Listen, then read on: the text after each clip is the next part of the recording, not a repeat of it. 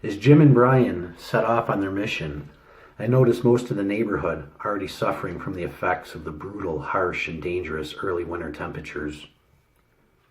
As the snow continued to fall and pile up, dozens of vehicles in the parking lot were running. No doubt the masses were trying to warm up their core of their body by sitting in the heat and comfort of their cars, burning and wasting precious and priceless gasoline. How long before they burned through and exhausted their fuel tanks? Then what would they do, I thought to myself. What happens if the roads ever cleared and they needed to evacuate? They had drained their fuel supply foolishly, trying to remove the chill from their bones. Gasoline siphoning pirates would soon be pillaging, ransacking, and robbing from their friends and neighbors. The weather was turning into a real concern. Brian's Ford F-150 wasn't even out onto the main road yet, and I had already lost sight of it. The snow was so thick it had greatly reduced visibility. We'd already accumulated over a foot of snow since the solar flare breached our atmosphere and crippled our world. At that rate it was falling today, we could be doubling that amount just by nightfall alone. Four-wheel drive or not, there was a risk that the two of them wouldn't be able to make it back if this continued. With no TV, internet, radio, or weather apps available, there was no telling what the forecast was. Could be 4 inches, or it could be 14 inches. It was anyone's best guess. I grabbed for my two-way radio, set to our predetermined channel 16, and called out to Jim. Judging by this weather, I'm thinking we should abandon this journey for another day.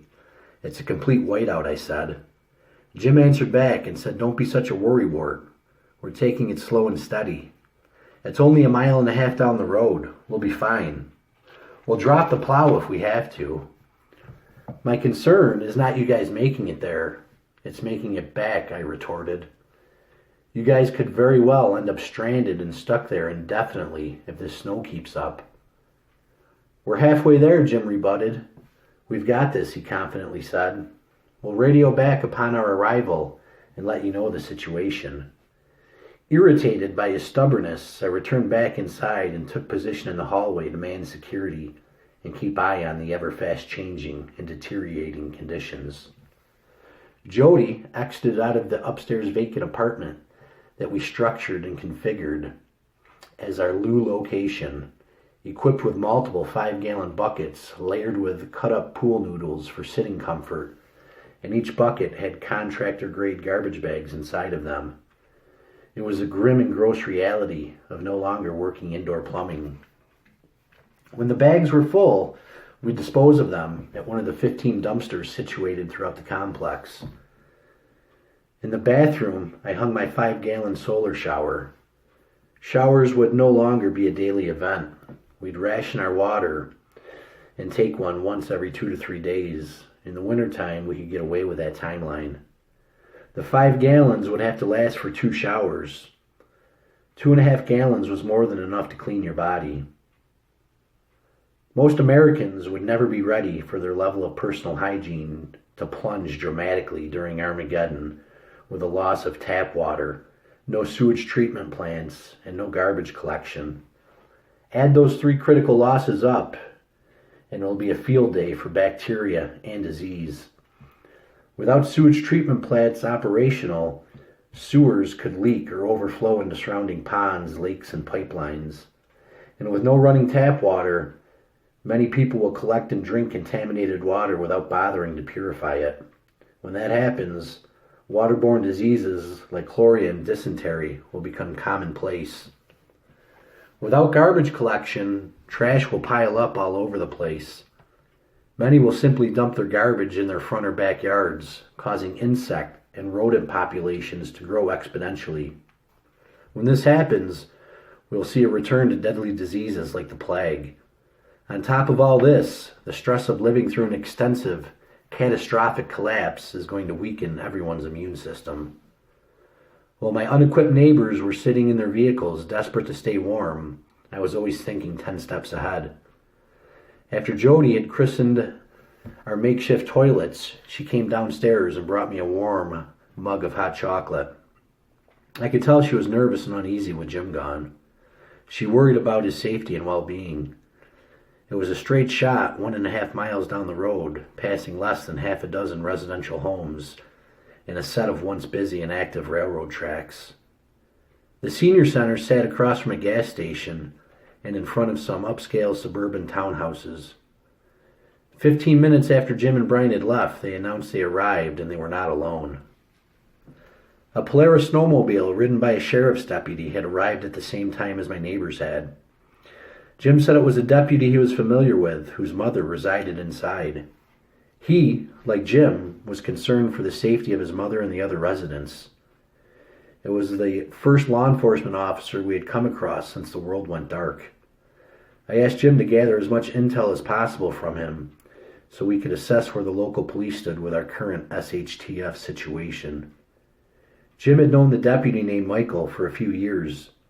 He had often responded to 911 calls to the center for emergencies, falls, and unattended deaths.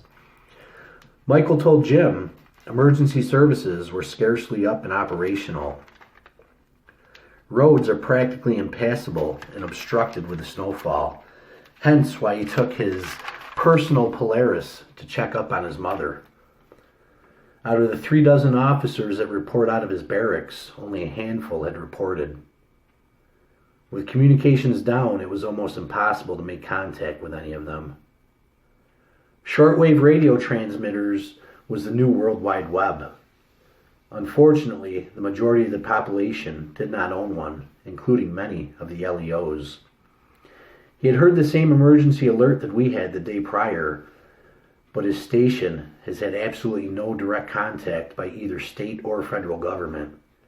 He was aware of the bloodshed canvassing the capital and figured most of the federal resources were being tied up there. Worried about the unrest, looting, and ravaging at local stores, he came to stay at the senior center until the backup generators would begin to fail.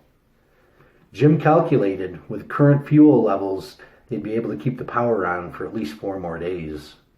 Then what, Michael asked. What do we do with 100 plus seniors, many with pre-existing health issues during the dead of winter with a decimated and obliterated power grid? Many have no chance of long-term survival. This place will go quickly from a 3-story independent living center to a 3-story morgue filled with more dead bodies than the living will be able to manage. The next 120 plus days would be survival of the fittest and survival of the most prepared until the weather began to break. As the 3 of them began making their way to Michael's mother's unit, they were greeted by a frantic senior named Lucille. She said her husband never woke up this morning. She was desperate for help, and with no 911 service available, she didn't know what to do. Jim knew Lucille and her husband, Camille, very well. They had been residents there since he started working there 3 years ago. They often joined in on euchre and gin rummy nights. They'd been married 62 years, a marriage that included 5 children, 11 grandchildren, and 2 great-grandchildren. Jim, Brian, and Michael made their way into the bedroom where Camille's cold, bloated body still laid. Jim checked for a pulse, knowing full well he wouldn't find one. Camille passed peacefully sometime in his sleep that night, a death many would accept and prefer over the dreadful, ghastly, and dire deaths scores would be facing in the months to come. Another problem had just arisen. What to do with dead bodies? With no medical examiner, no morgue, and no funeral homes available, where do you store dead bodies? As the days went by, it was a grim obstacle millions would have to face. Imagine removing a loved one's body only to take them outside like they were a bag of trash, just so the freezing cold temperatures would slow down the process of rigor mortis and help with the decaying smell of death. This is the cruel, ruthless, and callous reality of living in doomsday that we faced. The 3 of them left the bedroom to give Lucille the opportunity to say goodbye to the love of her life before they returned to take the body away. As they stood in the hallway contemplating what to do with Camille, a series of gunshots rang out from across the street at the Burn and Dairy gas station. Anarchy and disorder was about to come raging through the front doors of the retirement home. Both Jim and Brian had ineptly left their firearms situated in the truck outside. Michael, although not dressed in his typical uniform, did have his police-issued sidearm on his body. The three of them quickly raced down the stairs from the second floor to the main entrance. Jim flung open the door from the stairwell and was immediately met with a potent round of gunfire that barely missed the intended target. The three immediately retreated back up the staircase hall, taking cover as more rounds penetrated the metal door. Michael ordered Brian and Jim to get up to the second and third floors to warn the residents to stay inside and lock their doors as the upheaval roared across the ground floor. Jim anxiously reached for the two-way radio to contact me, but that was also sitting in the console of Brian's truck.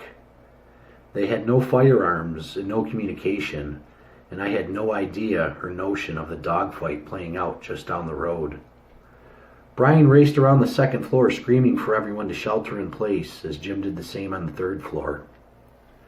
Michael did his best to hold his position during a situation where he normally could depend on backup to come save his ass. During the apocalypse, there is no backup. It's only you and who you surround yourself with.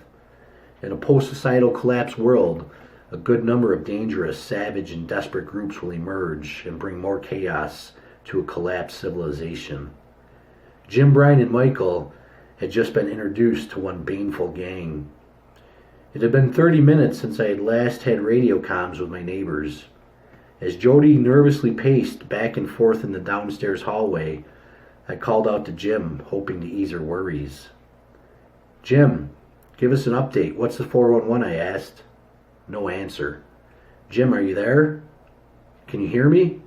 Again, no response. The seconds waiting for a reply seemed like minutes.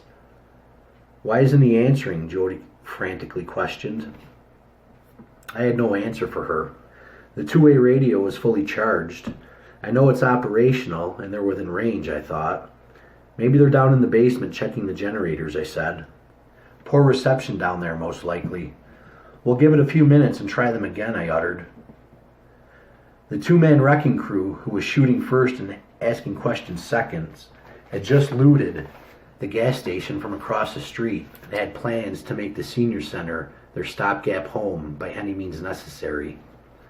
Armed with a couple pump shotguns, they were determined to eliminate any threat, risk, or danger that stood in the way of a still functioning climate-controlled building stocked with plenty of food and other resources. Michael was outnumbered and outgunned as the pair of bandits continued their onslaught, forcing him to now retreat back up the stairs to the second floor. As a 15-year veteran, he had never been forced to fire his service weapon. Less than 3 days into Doomsday, he was no longer afforded that option. Society falls fast, hard, and swift when there is no more rule or fear of law. He stumbled up the stairs, returning fire as one of the gunmen followed. The other had split off to take the stairwell up on the opposite side of the building, hoping to intercept him on the second floor. Jim and Brian were now gathered on the third floor as gunfire echoed throughout the stairwell, booming and deafening sounds as each round exited the barrel of the pump shotgun. Close to 45 minutes had now passed since there had been any disclosure from the other end of the two-way radio. Jody was now distraught and tears were beginning to fill in her eyes. I called out again. "Jim, you got us worried. Give us a sign, over," I requested. Nothing but the eerie, voiceless sound of silence continued. Now I was beginning to agonize and fret on why we were unable to contact the two of them. "Something's definitely wrong," Jody quivered. I stood up from the Ozark camping chair I was sitting in, glanced outside at the bursting, impenetrable snowfall that was falling, turned around and headed upstairs to my apartment. "Where are you going?" Jody asked. "To bring your boy home," I said.